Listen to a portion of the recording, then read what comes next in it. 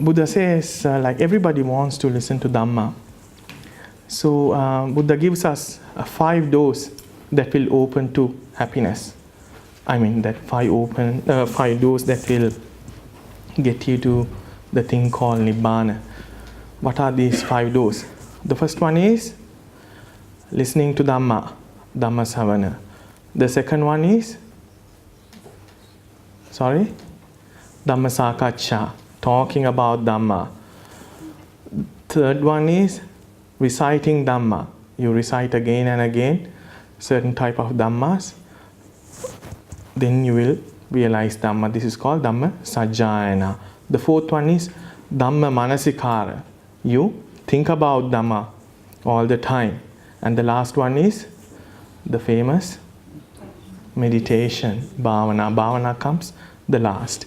But although the first 4, listening to Dhamma, talking Dhamma, chanting Dhamma, thinking about Dhamma, they should be all done in a way that you do meditation. Because in Buddhism, without concentration and mindfulness, there is no liberation. So when you sit down and listen to Dhamma, make sure you are well concentrated on it with mindfulness. You understand? So when talking about those, I remember a story given by Osho. His name was Bhagwan Rajneesh. So the story goes like this. There was this famous philosophy professor in Germany. He has seen a dream, and in his dream he sees 2 doors. In one door there is God and love.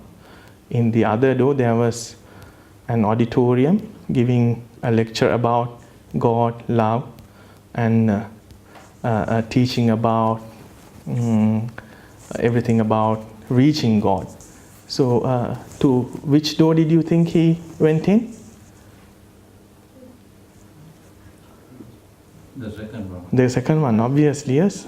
I don't know this story is fictitious or not, but our human mind is like that. We are more interested in information than transformation. We are more interested in learning Dhamma than experiencing it. People want to listen to Dhamma and hear Jataka stories, all magic stories, but I don't know to what extent they want to experience jhana and enlightenment. So take the message. When you are listening Dhamma, don't listen in a way that there is somebody listening to this Dhamma. When you are doing that, what happens is you are having more of a self that you want to be academic. You want to fill your heads with Dhamma. Buddha says you have to get rid of whatever the knowledge, all academia, all unnecessary things you have to put away from your head. Dhamma is not unnecessary, but do it in a way that you are not going to create yourself a personality that is like, okay, I know Dhamma, I know everything from Tipitaka, A to Z. If you do, in a way, we are trying to get rid of the self wave, isn't it? That there's no me, myself, I. In doing that, why you are creating a self, thinking that I know Dhamma, me, myself is Dhamma, I am good at Dhamma. So you always remember when you are listening to Dhamma, just take the message, the practical aspect of it. So today, all this time I have been giving talks that brings you to the point of practice, making the surroundings, the gradual training. Today is going to be a bit hardcore Dhamma. So I am leaving this afternoon. I thought I will not take the whole 1 hour in giving this Dhamma talk, because previous times I went beyond my time limit. There was a person called Kasyapa. How many Kasyapas do you know in Buddhism? 2. Okay, she knows 2 at least. So I'm okay.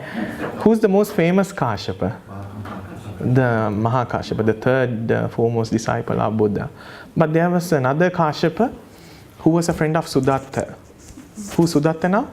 The Anatha Pindika, the most prominent, wealthy support of Buddhism during Buddha's time. So they are meeting after 30 years. Before 30 years, they decided to go on different paths. So Anathapindika, Sudatta decided to be a disciple of Lord Buddha, and Kasyapa became a disciple of Niganta, Nathaputta. So he went naked after that. So he came naked to Jetavanarama and met Sudatta and asked, my friend, we are meeting after a long time. All these 30 years, what have you taken out of Lord Buddha? Then Sudatta Anathapindika went on explaining, through Lord Buddha, I live in the understanding that whatever arises, changes and pass away. And if I want, whenever I sit down, I can easily go into first, second, third, fourth jhana if I want to. So I live happily in this Dhamma through Lord Buddha's teaching. Then Sudatta went on asking, Kashyapa became Achela Kashyapa. Achela means no cloth. So out of your master, what have you gained all these 30 years? He told that I got a broom made out of peacock feathers, that's what Nigantas carry, and I became naked. Other than that, I didn't get anything out of him. So then with Sudatta's answer, he was very happy and he went looking for Lord Buddha. Then Sudatta told, no, our master is on Pindapat, you cannot disturb him. But he didn't listen, he went to meet Lord Buddha while doing Pindapat and asked few questions. Although Buddha refused 2 times, the 3rd time he allowed to ask these questions. He asked 5 questions. The first question he asked Lord Buddha was, Master Gautama, is suffering self-created? What do you think? Is suffering self-created? Yes. Okay, very good. Then the second question he asked, then the Buddha said, don't say like that, Kashyapa, don't say like that. He directly didn't say no, but he said, don't say like this. The second question he asked, if it is not like that, Venerable Master, is suffering created by others? What do you think? No. Okay, very good. Then the third question, then what was the Buddha's answer? Buddha said, no, don't tell like that, don't tell like that. Then the third question was, then is suffering self-created and both others created? And then Buddha said, no, don't say like this, don't say like this. Then, because Achela was very confused, he asked, then Venerable Master, don't you know dukkha? Don't you know suffering? Then he said, no, I know suffering. The last question he asked, then does suffering, the fourth question he asked, is suffering spontaneous? Does suffering happen by chance? What do you think? No. But you agree that suffering is self-created, yes? Dukkha is self-created. And most of the people, you said yes. You should be pointing the camera that way, you know.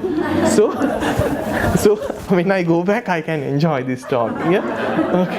Okay. The way people answer. Okay.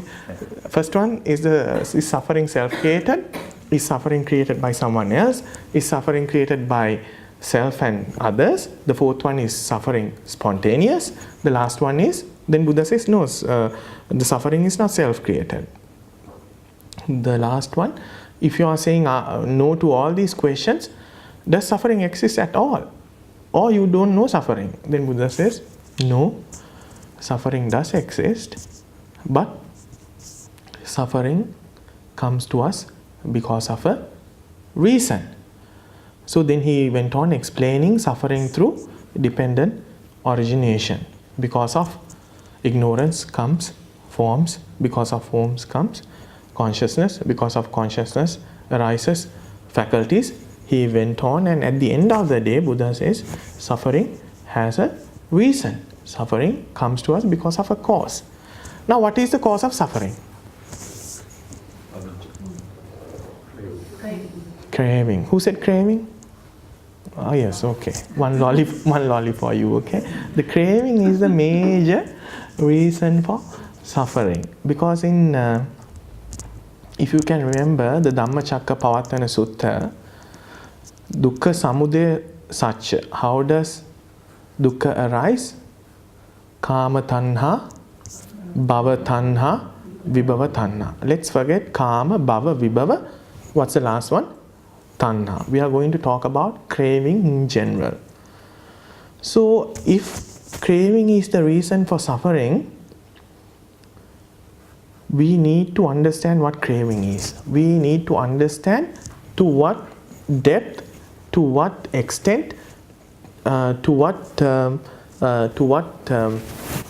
area that craving is within us. Don't you think it's important? If we are aren't we going through suffering? Yes. Buddha in one sutta, Buddha tells, I am coming to this world only because of three things. What are these three things Buddha is coming to this world? Because there is birth, because there is decay, and because there is death. Then again Buddha also says, if my Dhamma is to shine in this world, it's only because of three things. What are those three things? It's because it's birth, then again decay and death. What do you call this sutta? This is called Tayodhamma Sutta. In this sutta, Buddha explains, because of these three things, a Buddha will come to this world. He's coming to give us a solution to the thing called suffering, because we all are suffering in this samsara. So, if we want to find a solution to the thing called suffering, we need to find the causes. So, in finding the causes, he has given us a direct teaching.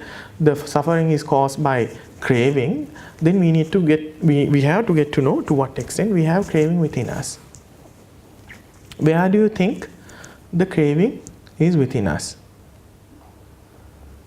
When we talk about suffering, there are two causes for suffering. The first one is there are hereditary reasons. When you say hereditary, what does it mean? It goes from one generation to the another. We call it paramparika hetu. Paramparika means hereditary reason. For a lineage of mango trees to arise, what is the cause of that mango to come? Not the seed, the fruit itself. But that is for a lineage for a generation of mango trees to come, the reason would be the mango fruit. But there are also acute reasons, immediate reasons. This is called, in Pali, this is called, I have forgotten the Pali word for this, but the immediate cause would be the seed. So if the hereditary cause is tanha, craving, the immediate cause, what do you think is the immediate cause that will give you suffering?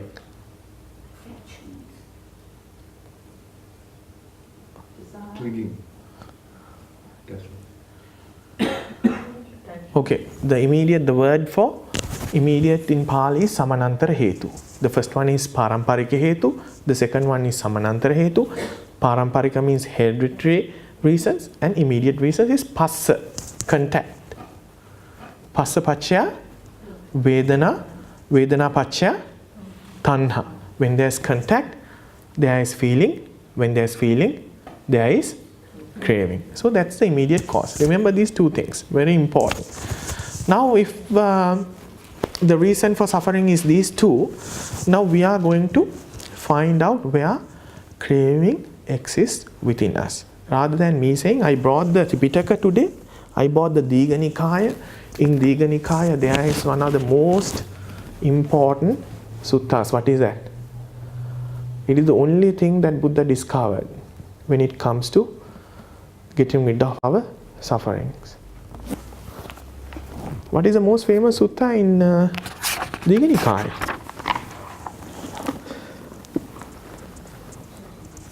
Very good. Who said Satipatthana? Oh, very good. Another lolly for you. Okay. So in Satipattana Sutta, Buddha is explaining Katamancha bhikkave dukkha samudaya ariya saccang. He goes with the kama tanha, bhava tanha, vibhava tanha, the craving.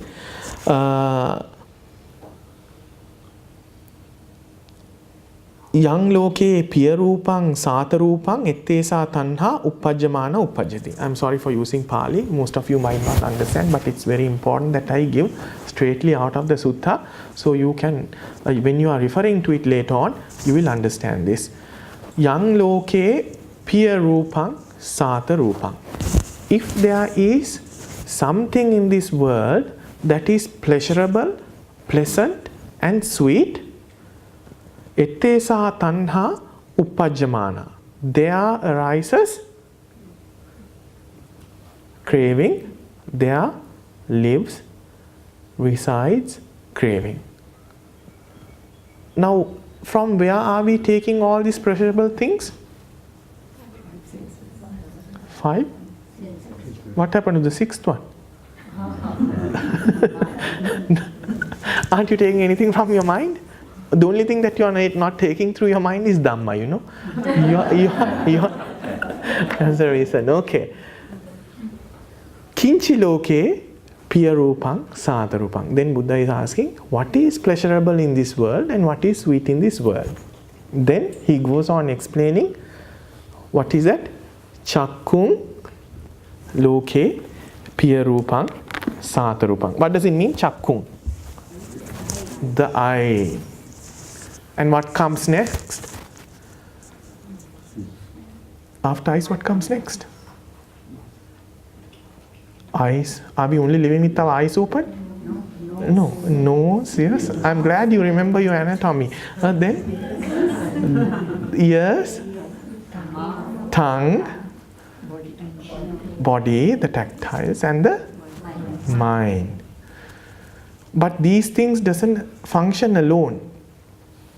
Then Buddha went on explaining, Yang loke piya rupang sata rupang ettesa tanha uppajjamana uppajjanti etta nivesamana nivesanti kinchi loke piya rupang. What is pleasant and pleasing? Eye is pleasing, ear is pleasing, tongue is pleasing, your tactile, the skin is pleasurable and pleasing and sweet, and your mind is the same. But does it stop there? Does it stop there? Then he went on, Chakkum. After Chakkum, what's the next one? I go and connects with?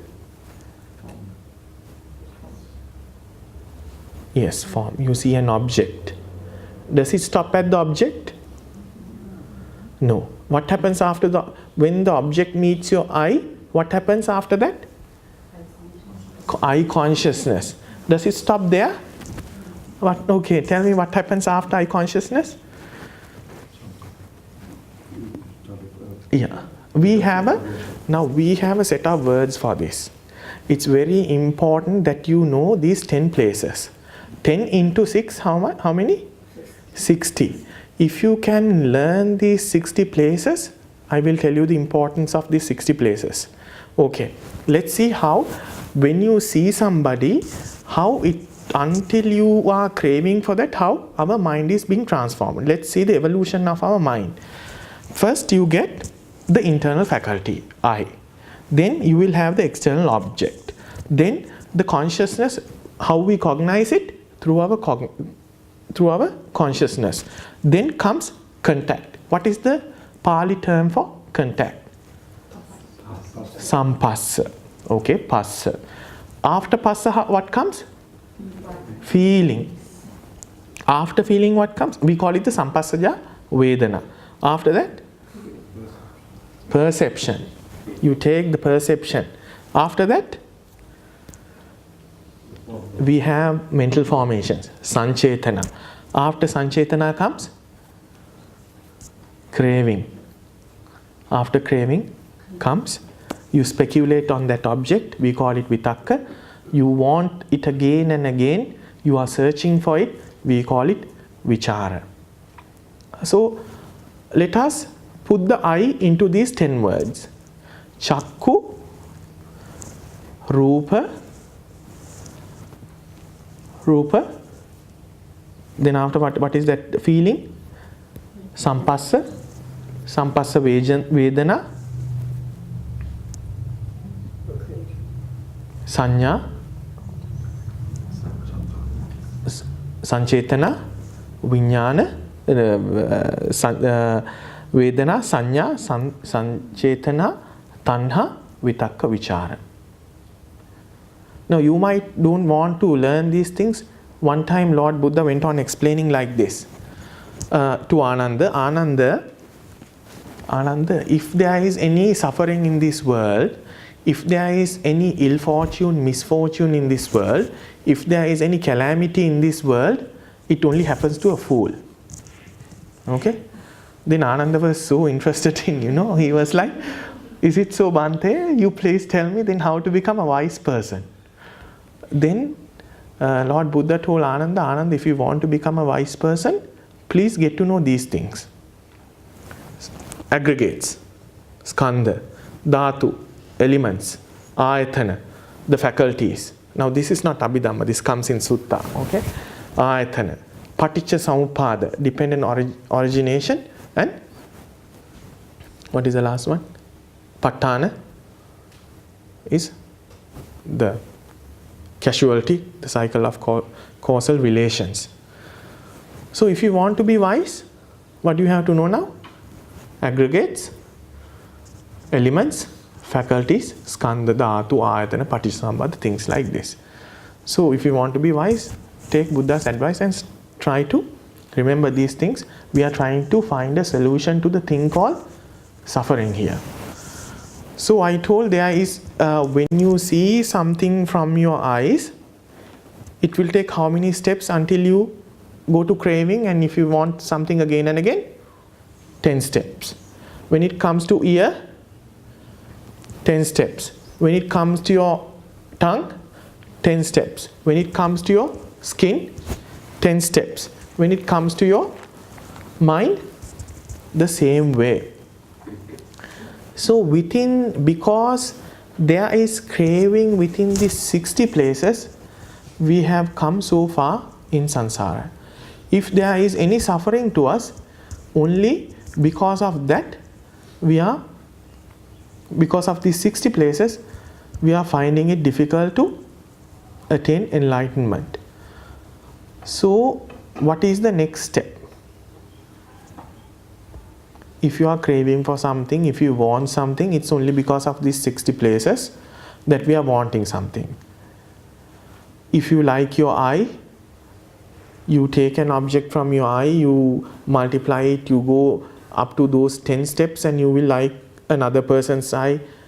Or you can think about something and you start liking it. All your cravings, fantasies, wanting to live, wanting to die, not wanting anything also is a type of craving that we have within us. It also arises within these 60 places. So when we say we need to find a solution for suffering, where should we be targeting at, hitting at? These 60 places. So Buddha gives us a way that in our day-to-day life to stay out of these 60 places. Do you think it's possible to stay out of these 60 places? If our faculties are doing well and fine, do you think we can stay out of craving? No. But we have to use our faculties in a way that we maximize to reduce our attachments, the way we perceive things. How does craving exist within us? There are 3 ways we have craving within us. I know this is a boring topic for you all because you don't want to get rid of suffering. You don't want to get rid of suffering. You want to stay in suffering and enjoy the evening with a barbecue and because likewise you don't want transformation. You need information, then I am giving you valuable information.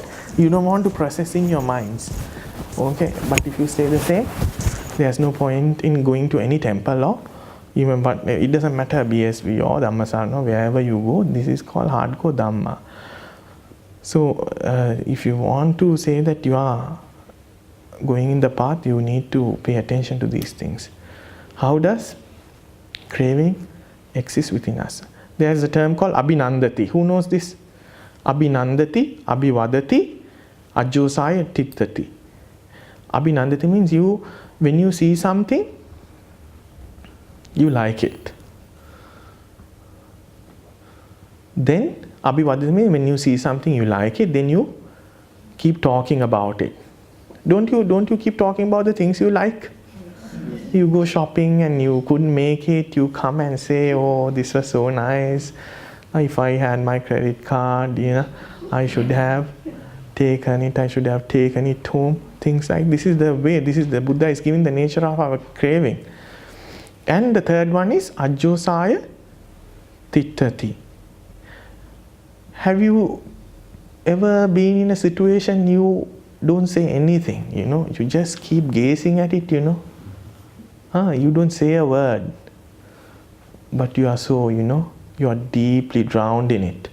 This is called ajjosaya tittati. This is the way we have craving within us, within our self. 3 ways. So one time Buddha was giving a talk. He was giving a talk to a group of monks, and at the end of this talk, all the monks are going to get fully liberated. When Buddha is going to give a talk, he decides according to the audience, he decides which type of Dhamma is suitable for them. Because I cannot do that, I come up with, different talks. Maybe you like it, maybe you don't like it. It's said like when Buddha is also giving Dhamma, it's like the rain. It equally rains in a forest, but the larger tree will absorb more. The little tree will absorb little. So don't be little, grasshoppers. You become big trees that will absorb everything. So when he is giving this talk, this was going to be a Nibbana, Nirvana, Pati Sangyukta Desana. Definitely the audience will attain Nibbana. So the Mara doesn't like this kind of talks. Mara never liked people getting enlightened. So he thought of disturbing Lord Buddha. He came in the figure of a shepherd. And he wanted to disrupt the whole talk. And he asked Buddha, did you see any cows going this way? Buddha said, no, I didn't. Buddha recognized this was Mara, and Buddha said, you covered. There are no cows here. You go look for somewhere else. Then he didn't stop there. The Mara didn't stop there. Then Mara was asking, I heard you say this eye is not mine, this ear is not mine, this tongue is not mine. But I believe this eye is mine, this tongue is mine, this body is mine. Then the Buddha says, yes, definitely Mara, it's yours. This eye is yours. This tongue is yours. This skin is yours. What's the message that we are receiving? If we have these 60 places, we are in the land of Mara. So is that a good thing? No. As long as we have craving, as long as we are making craving through our faculties, we are in the land of Mara. So Buddha also, at the end of the teaching, then when Buddha said, yes, Mara, Papi Mara, you covered Mara, this eye is yours, all your faculties are yours, he was ashamed and he went away. At the end of the talk, the monks got fully enlightened. This is called the Kassaka Sutta. If you want to look into in the Tripitaka, it's called Kassaka Sutta. So the important point is that we should be living in the land of our Father. Buddha tells all Buddhists, I have given you a place to live. Please live in that boundary. What is the boundary that was given by Lord Buddha?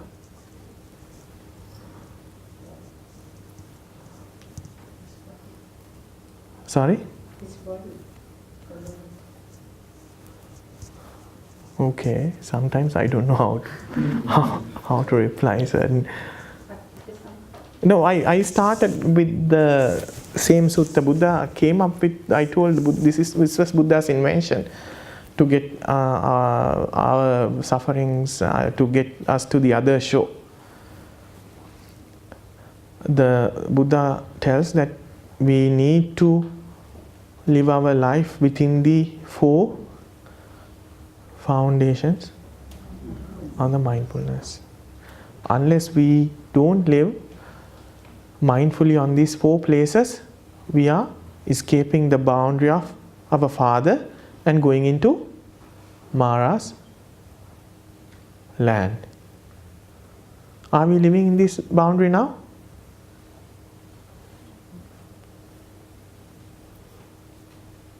I'm asking you.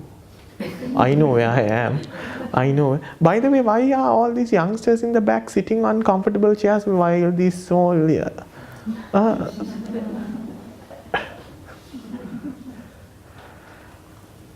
So what are the 4 foundations of mindfulness? You be aware of your body. Why are you being aware of your body now? Why are you being aware of your body now? We already talked about this. Within our body there is the eye, there is the nose.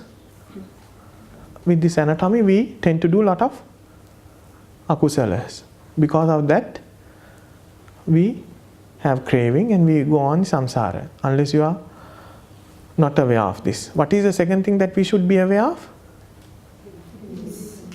Feelings. Can you connect the body with feelings? How do you connect your body with feelings? Yes, with the faculties. We don't just take objects, we make it to our feelings. We went through the 10-step process and we understood there's passapaccaya vedana, vedana paccaya tanha. And what is the third one? Mind. No. Kayanupassana, Vedanupassana, Chitta. Chitta is what? What is Dhammanupassana?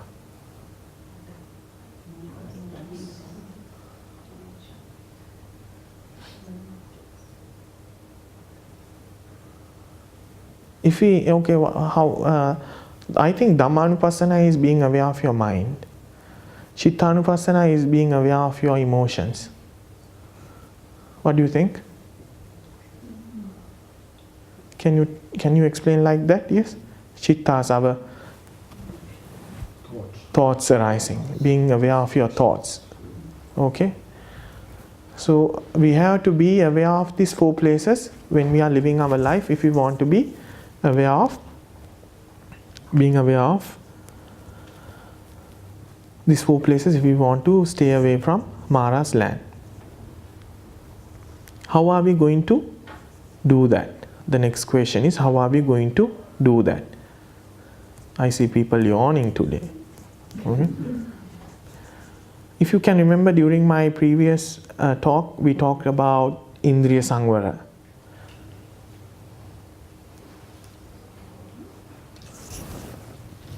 What is Indriya Samvara? Controlling your faculties and senses. How are we going to do that? Being mindfulness of what? The senses. Okay. There was a person called Parasariya. He came to Lord Buddha and told Lord Buddha, my master teach us a way that we can control our senses. Then Parasariya told Lord Buddha, our master's way is that we don't take any object, we don't react to anything that comes through our senses. Then Lord Buddha told Parasariya, in that way the first people who will get enlightened is the blind and the deaf. Is it possible? If it is the case, then the first people to get enlightened in this world are the blind and the deaf, because they are not taking any objects through their eyes and ears. So the Parasariya was very disappointed with this answer. He couldn't carry on with the talk. He was just lost, totally lost. So Buddha gave us a teaching how we should be reacting to the things that we are taking from our 6 places. This is called Indriya Samvara, Sila, how you control your senses. Before that, there was a famous monk in Buddhism, in Buddha's time. His name was Pindola Bharadwaja. He was young, and a king came to him and asked, Venerable Sir, you are young, and how do you stay away from women?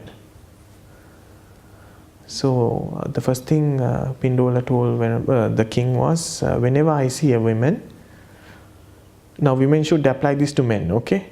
Then I look at that woman and think, oh, she is the age of my sister. She is the age of my mother. She is of the age of my grandmother. She is like my cousin. So I just don't react sexually to that female in front of me. But the king was very, king said to Venerable Pindola, but Bhante, our minds are tricky. Can you trust your mind in that way? Then Venerable Pindola said, if it is not going to work for me, even thinking that lady as my mother, my sister, my brother, no, not my brother, my cousin, okay, what I do is I contemplate on the 32 parts of the body. What do you call these 32 parts of the body? Asubha. Even if it is not going to work, I reflect on the arising, passing and decaying nature of this body. This is the way he was doing the Indriya Samvara. But Buddha's teaching is quite different. He gives this in a different way. Whatever you see, how are you reacting now?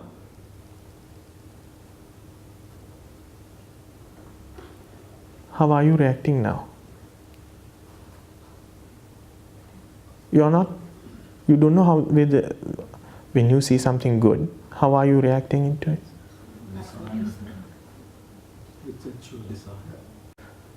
No, you cannot be having sexual desires to everything that you see, That is way too much, yes. Then I'm asking in general, how do you react to things that we see on daily basis? You like it or you don't like it. Very good. And what is the third thing? Either dislike or not. Very good. Yeah.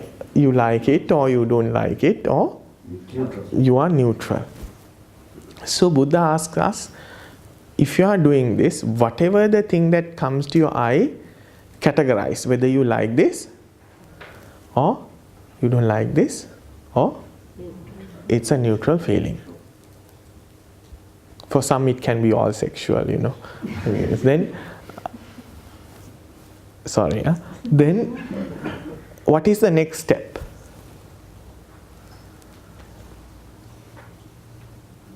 Then Buddha asks us to see whether this is a permanent thing. Whatever comes to your mind, is it going to be permanent? If it is not permanent, if it is arising, decaying and passing away, it's an impermanent thing. We call it a Sankata Dhamma. If it is impermanent, do we have true value in it? It's a gross thing. And what is the third thing? Whatever comes our way, it is because of a cause. Now, do you get my point here? Do you get the Buddha's point? How we should be reacting to things that comes our way? You see a good car. What's the first thing that you should understand? Whether it's a Mercedes or a BMW or a Rolls Royce, or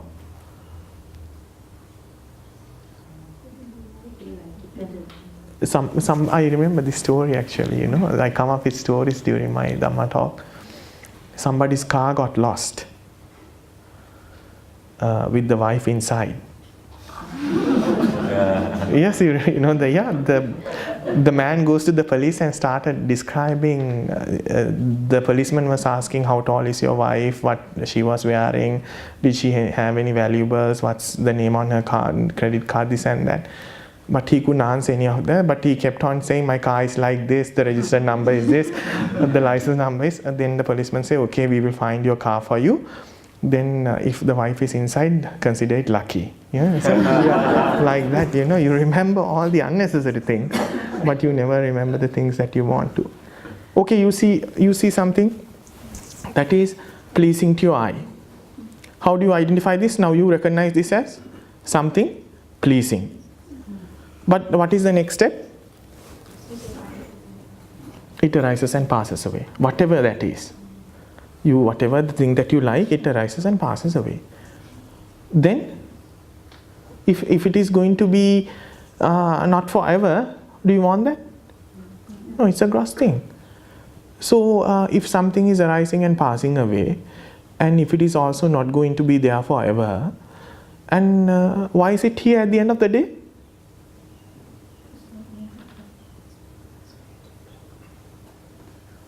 Because here it's because of a reason. So what is that? What do we call that? The paticca samuppanna. It's because of its condition.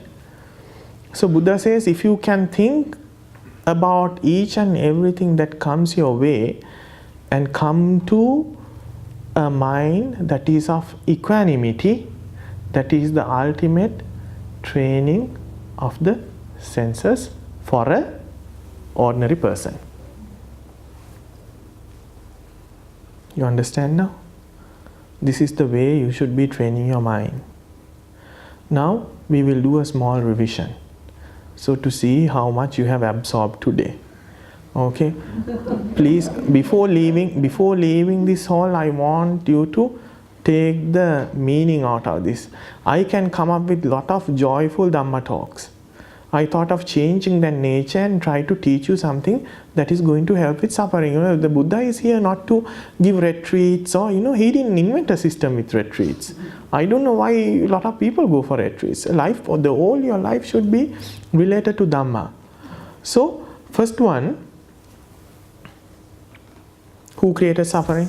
Somebody says the suffering is self-created. When you make a statement like that, when you say suffering is self-created, what's the problem behind that? The self. The self. Somebody is creating, it's going to be eternalistic, If you can create something, you can also at the same time destroy it, because you cannot do it. When you say suffering is created by somebody else, what is the problem behind that? Who are saying that this suffering is created by somebody else? What are the religions in this world? Well, yeah. If it is going to be sensitive, I will not mention all these religions, but who are depending on superior, like somebody who's almighty, who's giving happiness and death. Everything happens at the will of God. It doesn't happen the way that is. It's not there. So this suffering is not created by somebody else. So now we know it's not created by someone or self. So this suffering doesn't come spontaneously without a reason. So there are reasons for suffering, there are causes for suffering. We identify one of the major causes. What is that? Craving. If craving is within us, in how many ways there is craving? There are hereditary reasons, which I call paramparika. That's like the mango, which will take the generation again and again. But the seed, we called it the samanantara hetu. The immediate cause is contact, which will give rise to feelings. The feelings will give rise to suffering. Now, getting rid of suffering, can you get rid of suffering? Who says that suffering can be taken away? Have you seen doctors taking the fever out? Have you taken the infection out? Have you seen people eating mangoes in the tree without taking the mango out like this? Only monkeys do that. Yes, okay. You cannot do this. But you can cut the reasons for it. When there are no reasons for it, ultimately there will be no suffering. That's why we are targeting at these 60 places. That craving is within us. So there is no way that you can take paracetamol and get rid of your pain. Where does paracetamol target? The causes, yes. the causes that gives you a headache. Why are we giving antibiotics? Are we treating the infection or are we killing the bacteria? I think the both. I think it's the same. But yeah, the disease, we are always targeting at the cause. So now we have identified 60 places that our weaknesses lies. So where does craving happen? In 6 places. It doesn't only happen there, but it will go up to 10 steps. And if you say, I like chocolate, it means you have seen the chocolate, you have felt it, you have thought about it, then you are attached to it, you think about it, you want it again and again. Now do you understand? The reason for suffering is craving, and craving exists in these 60 places. Now if you are finding a solution, we need to find something that is given by Buddha that will attack these 60 places. During his 45 years of missionary life, he gave teachings in different ways that will ultimately come to this point. But one of the major teachings was the 4 foundations of mindfulness. If our faculties are functioning well, and if we are living our daily life, honestly we cannot stay away from these 60 places. So what is the initial step that we are going to take? What is the teaching now? How are we going to react through these faculties of ours? What is the teaching now? Whatever you see, whatever you hear, whatever you taste, whatever you smell, whatever you fantasize, you identify whether it's pleasing or neutral. Then you decide whether this is permanent or impermanent. If something is impermanent, it's not going to be pleasing. If something is not pleasing, why is it there? Because of a reason. And ultimately, there's nothing you can take out of it. You become equanimous. You keep on training like that, then you go to the second step. Okay. That is the end of the story for today. I won't be here in Australia for the next month. So when I return back, if there's time, if there's invitation, I will be sharing Dhamma with you. So take the meaning out of this as the first step of doing something for yourself in getting rid of suffering. This teaching was given by Buddha as hardcore Dhamma. So do you find this useful? In which ways? Yes. But if I see a Self, then who creates? If I didn't say suffering was self-created. I didn't say. I'm against the notion that suffering is self-created. Yes. It is the first thing let's say, only these ladies told that suffering is self-created. You can ask them. Let us talk a little bit. Yes, please. Because I purposely came with a short talk today because I need to leave early. And past few days has been very busy for me finalizing. This morning also I gave a talk, and after that I came here. So I talked with Sarat the other day, and I told Sarat, I come with different Dhamma talks, and they are valuable at the same time.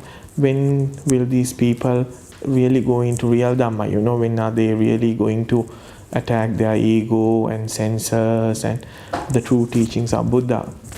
Then what he told me was like, whatever you say, make sure that I go step by step. Just don't give everything at the same time. So this is a short one. Now there's suffering. Suffering, we have a separate Dhamma talk for that. What is suffering? How to identify suffering? Because a lot of people, they don't understand what suffering is. Especially Westerners, they don't know what suffering is. So when we get to know suffering, we need to find a solution. What's the point of being Buddhist? Yes, we just. Westerners know that. So Westerners know, yeah. Yeah, I'm not, sorry, I'm not saying all, but those people who are born into a different, yeah, okay. I'm sorry, yeah. Yes. So the four foundation of mindfulness Yes. is in this body, isn't it? Yeah, The boundary is the body. yes, the boundary is the body. In a way, you are correct. But I was, she's being very philosophical. She's a wise woman, okay? That's you're correct. We have to work with our body. At the end of the day, four foundation of mindfulness is all about our body. The first, as I always say, we have to break through our body to get rid of samsara. You are correct. You are correct in that way. But I was trying to get the attention of these people that they will refer, they will use four foundations of mindfulness, because those who doesn't know the teachings of the four foundations of mindfulness might go home and look in the mirror and say, this is my body. It doesn't work like that way. We have to take the teachings. The other day I was giving the 6 ways of reflecting on your body. Those who are here for my meditation class should be already knowing these things. You can ask Indrani or Rohan. They will give you the answer. So what else? Even Sarat knows now. Any questions? Any questions regarding the Dhamma that I talked, like the 6 faculties and how did I get all these 10 into 60? Where can you find them in Tripitaka? Bhante, you spoke about Sorry, I'll keep in mind. Yeah. mind and Yeah. you spoke about the Dhamma. Yeah. Is it the mind is thoughts, you said, Yes. and the Dhamma is... No, either Chitta is going to be thoughts. Dhamma is going to be the mind. So can you just elaborate on that? Yes. When we talk about Chitta, we have a number for the amount of Chittas that we have. It's totally 108. So we are working within the amount of Chittas that we have. So I'm going into Abhidhamma, I don't want to go there. But basically whatever the mind that is, whatever Chitta that arising within us, we have to contemplate on it. When you go to Dhammanupassana, when we go into Dhamma specifically, we are talking about the hindrances here. Dhammanupassana is about contemplating on your hindrances. What are the hindrances? Kamachanda, ill will, Vyapada, sloth and torpor, restlessness, and doubt.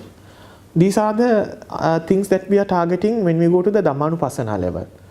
But also you can take all the Chaitasika, mental formations there. Any mental formation can be taken within Dhammanupassana. But when you go to Chittanupassana, we don't go into the level of mental formations, but we go only to the Chitta level. Any Chittas, that is summarized in the Abhidhamma. So you can go up to 108 if you want.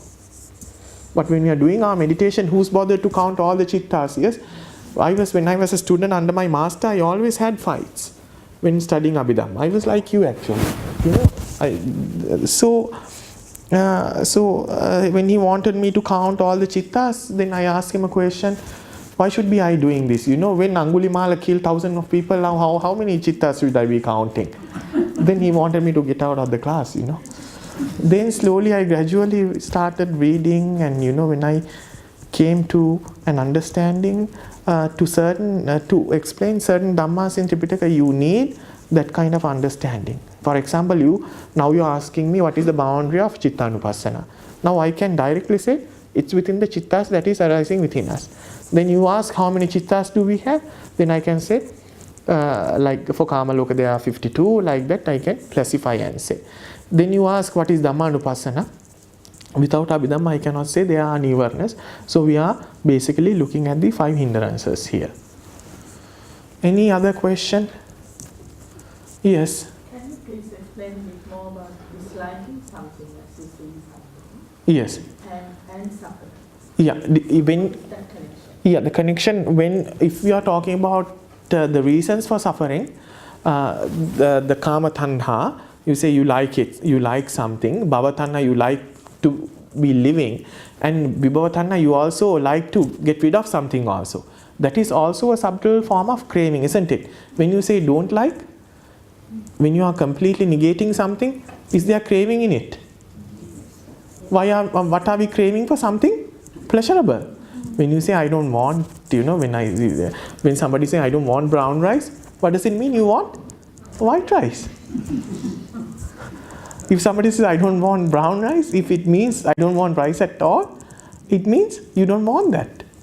So in that way, when you are saying I don't want, we have to look at the point, what are we liking there?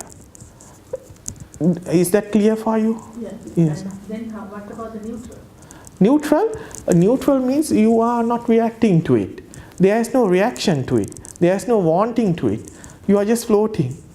With a neutral, can you go forward with the reverse gear on? No, yes? It only will go reverse. So when you say if you are neutral about something, you are ultimately neutral. Can you call a half a circle a circle? No. Can you call half a circle a half circle? No, I don't think so. A circle is a circle. When it's drawn half, you cannot call it a half a circle even. Just an arm. Yeah, just an eye. See, yes. The same way. If something is not complete, it's not there. So to have that equanimity, please practice. You can have through my practice. Honestly, there are certain things that I will not react now. There are certain things I will not react. Can you please give an example?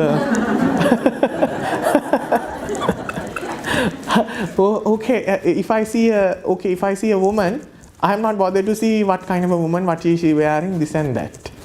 Okay, they all are the same for me. If you have Attika Sanya, if you do the Attika Sanya meditation, everybody will be skeletons here. If you do that, you can really see like an X-ray. It's an amazing thing. So I will be staying in a room of X-rays. When you practice that, it's really nice. So you stop reacting to it. So it doesn't matter, a woman or a lady, hardly, it will cross my mind. But there are certain things that will definitely cross my mind. Don't ask, give me an example. Okay? Food. Yeah, you're right. Those things comes last. I don't want to attack those places now because there are a lot of other weaknesses within us that I should be targeting on. We are talking about 10 Sangyojanas, 10 links that are bound by, we are bounded to samsara. The first 3 will go when you reach Sotapanna. Everybody knows. What are these? Sakkaya Ditthi, Vichikicha and Silambada Paramahasa. Okay. Any youngsters, any questions? Yeah, we have time, just don't waste. Now you see how to react to cars, yes? Yes. So, are we supposed to train ourselves to be neutral, or we have to train ourselves that we will not react in our mind. If there is a reaction, it's going to be a chain reaction. The chain reaction is these 10 steps. You have your eyes, you see something, it will have a chain reaction up to the point vitaka vichara, which you will want something again and again. So I have to, then some people ask, at one point, Bhante, at what point should we be stopping this? Can you remember the story of Bahya Daruchiriya? The Buddha says, Ditte, Dittamattam Bhavisati. Stop from the where you see, Now what is the point that we are going to stop? Nobody asks. I will not explain now. Because for me to explain that, I have to go into Abhidhamma. Okay, let us not go there. Any question regarding anything? Then, Bhante, are we being pessimistic in that sense? Because it's the fact that it's beautiful. A person is beautiful. It's beautiful. And you are saying that is a good thing, When you say a person is beautiful, what are we? You are. Then again, you are looking outside the pot. Okay, please look inside the pot. Okay, what do we call beautiful? Yesterday I was at Dandinong Hospital, seeing a patient, and there was another boy with me, and he saw the patient, and he said, Bhante, the situation is not good, and yes, this is our body, you know, there's no way that we can have any attachment to this. Even in Milinda Panya, Venerable the King Milinda asked Venerable Nagasena, Bhante, you always preach that this body is foul, smelling and not nice. Then why do you powder it so much? Yes, why do we powder it so much? Then Venerable Nagasena explains, unless we powder this, nobody can live each other. Yeah, you come here without powdering, going, yeah, washing your backs here, can we give a Dhamma talk? No. Okay. So because of that, you need to maintain this body, thinking that this is a pile of wound with 9 openings. Until you make up this, you cannot be, because for the person, for a monk, you see a dirty person, he turns that into a meditation object. Yes, I have a fat body, you know. So when I am without my robes on, other monks used to say, you are a good meditation object. Okay, so like that. But for the person who doesn't know this, who doesn't know Dhamma, I will be an ugly person. I am not that, you know, for everybody else outside this room, it might not be a pleasant thing to see. But if you know the true nature of our body, this is life, this is our body, this is nothing substantial in this. You get my point? For those who doesn't know this, they will always think, oh, this is beautiful, that is beautiful. When something goes wrong, when your waist is like 42, 43, that is not right. But for us, it's the same, whether it's 20 or 40, you know. The other day I was with Bhante Jang, he came up with nice something, you know, I cannot say that here.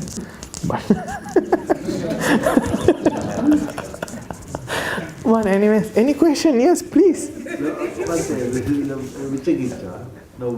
3 fetters, people say it is a doubt about Buddha, Dhamma. Yeah.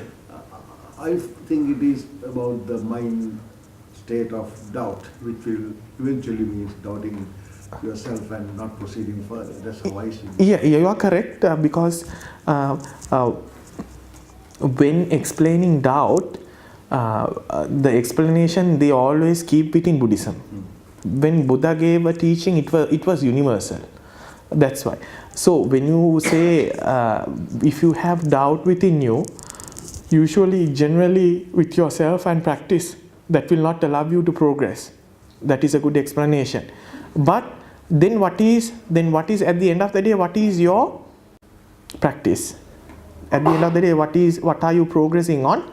It's going to be Buddha Dhamma Sangha, the path, and the Kamma Kammapala, and the teachings. That's why it has 10 8 places that we are talking within the Vicikiccha. But in general, it's about yourself, self-confidence, not having enough self-confidence that you can do this. Yes. Anything else? Bhante, Yes. now the lady who spoke about the car, Yeah. there are certain things in the world which are pleasant and unpleasant, that's right. Yes. When we look at the Buddha statue here, Yes. it's a very peaceful Yes. statue, so it is a pleasant thing. But we can't say that it's an unpleasant thing. No. It's a pleasant thing. No, you are wrong. When Vakkali went to Lord Buddha, he was there as a monk only to see Buddha's beauty. Then what Buddha said, why are you a monk? Then he said, just to see your body because you are so beautiful. You cannot deny it. Then he said, even within my body the same 32 parts are there. It doesn't mean I go and poo and it will smell lotus. Huh? Yeah, okay. So it is the same reason. You cannot look, that's why you have to train your mind to look in a way. Venerable Arinyana, who's famous for his talks in Sri Lanka, is considered as a fully enlightened being. When he was doing a candle this thing, everybody was saying sadhu, sadhu, sadhu, and they were happy. But he reflected, even this candle offering is bound to decay, and there's nothing substantial in this. Yeah, so Yeah. That's right, I totally agree with you. Yeah. But the Initial reaction, yes. Initial. You have to, what you're saying is right, you have to contemplate. Okay. You have to go further. How? No, but the way you are contemplating, you will go further on the path of liking it. If you see Buddha, why are you? I don't laugh in a way, you know. So you see Buddha, okay? You see Buddha. Let's put into the formula now. Is it a pleasant thing? Well, initially. Yeah, initially it's a pleasant thing. So we can rule out unpleasant and we rule out. But we go to the next step. Is it a permanent thing? Buddha? No. Is it if Buddha is not permanent, what's the use? He has become a cement statue here today. Yes. Yeah. It's object of meditation. Yeah. Object of meditation. Yes. He is becoming.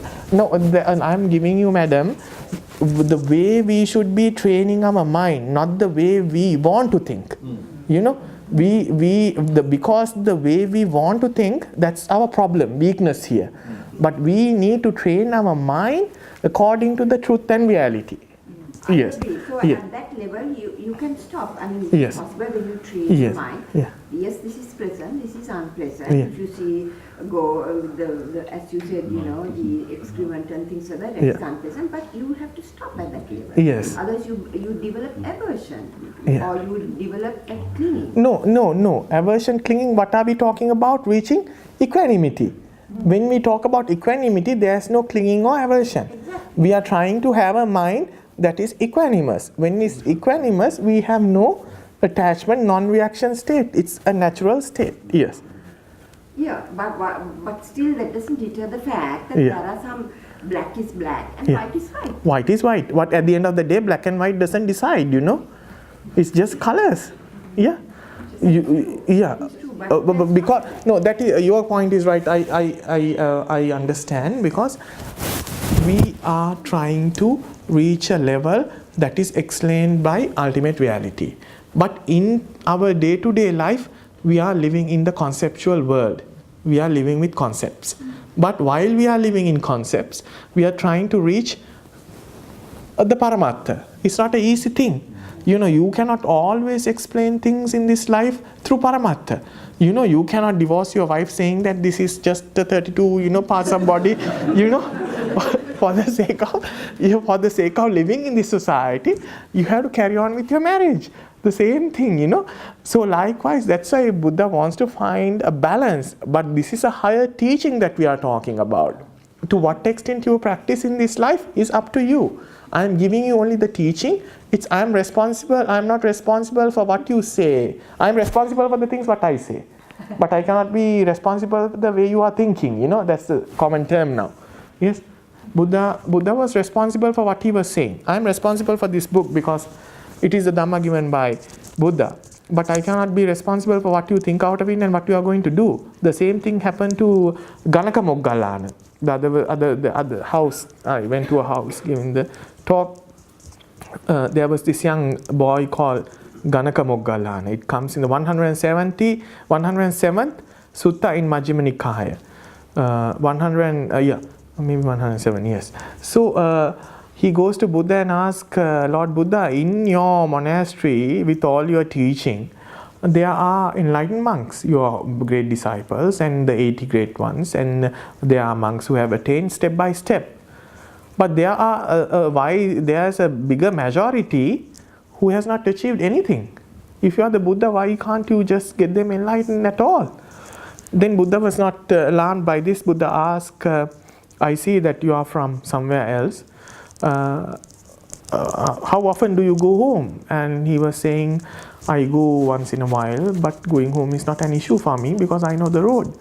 Okay, tell me the way that you go. Then he was saying, okay, you take this junction, you take this exit, and you stop here and you go, like you can reach.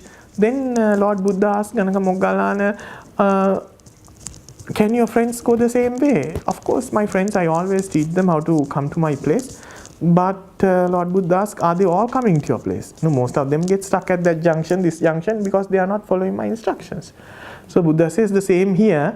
Those who are following my instructions, they have gone to the other show. But those who got stuck here and there, they are doing nothing and playing around, fooling around. So it's okay. I can understand your argument here. You are quite right. there's nothing wrong in it. If there's something, we call it white, that's white. If there's white, there's black. But is white going to be permanent? Is black going to be permanent? At the end of the day, black and white, it's our perception. But what we perceive, is it the truth in this world? No, we have to see beyond that. What does white and black? The only thing that white and black will do us, it will take us in samsara if you take it white and black. But if somebody is skilled enough to see there's nothing in this is white and black, there's no, I don't like white, I don't like black. Not that I don't like, I'm not reacting to it as white, I'm not reacting to it as black. I'm just in a state of equanimity. So at the moment of your death, you see something black, you're not going to react to it. If you see something white, you're not going to react to it. There's no place that you can hold here and there. It's relative and condition. I mean, Yeah. all what you're trying to say, good, why is good is that? It's just right. Next time I'm going to give my Dhamma talk and divide the hall into the opposing party and the then we can have a debate among the listeners also. Yeah. So, Bhante, I agree totally with what you say. Yes. but that- Of course you should be agreeing, otherwise you are saying that Buddha, you are disputing Buddha's No, thing. no, Yeah. I'm not disputing Bhante. I eh, won't hear if I'm disputing, yeah. but I'm also saying that Yeah. one has to go into deep kind of meditation to come into all these conclusions. Of course, yes, that's why this is a meditation I'm giving, Indriya Bhavana.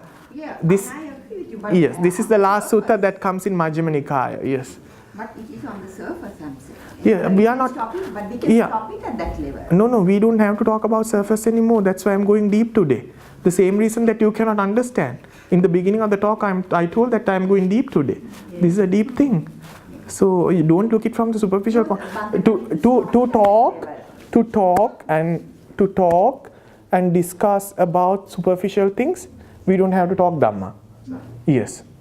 If we are talking Dhamma, we need to go beyond the things that we see and hear and taste and, we have to break this net of Mara.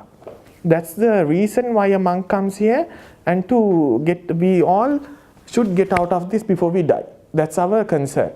Yes, because now we have everything. We have Dhamma within us, we have the teachings, we have good monks. It's a matter of letting go and applying this Dhamma into your life.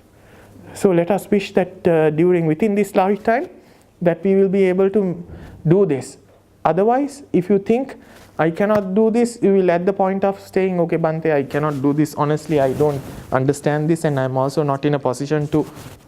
Do I have to keep this still? No, just keep it. Yeah, okay. So then, if you really think, I cannot do this, then you are going to the other door.